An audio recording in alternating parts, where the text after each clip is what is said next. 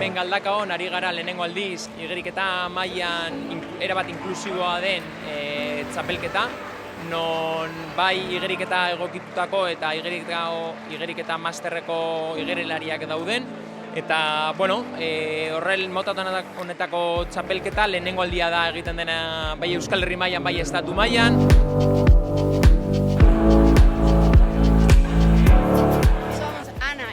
Venimos de Cataluña, del Centro de Natación Mataró. Y hemos venido a apoyar el deporte inclusivo, la organización de este campeonato un 10 y volveremos. Igeriketa inklusiboak 2026tik aurrera derrigorrezkoa izango da.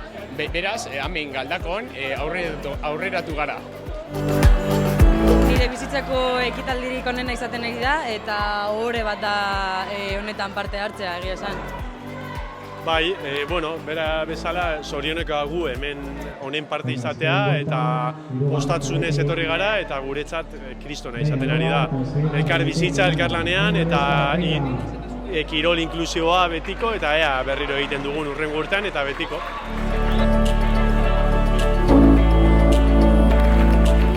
Ni oso posina, lehengoko torneo inklusibu ospatzen dalako eta espero alako gexa ospatu izana.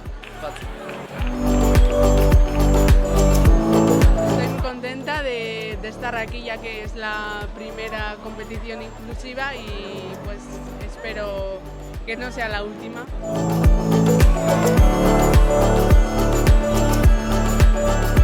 Horrelako ekimenak beharrezkoa direzela eta inklusibitateen alde egin behar dugu instituzioetatik eta gaur ikusi da zelako arrakasta egondan, leku guztietako jendea etorri da eta usteot zoriontzeko dela, amenatzen egondan jende guztia eta inklusibitateen alde egin behar dugula, bai ala bai, eta bai txindari izate Euskal Herrian eta estatu mailan guretzako ohore bat izan da.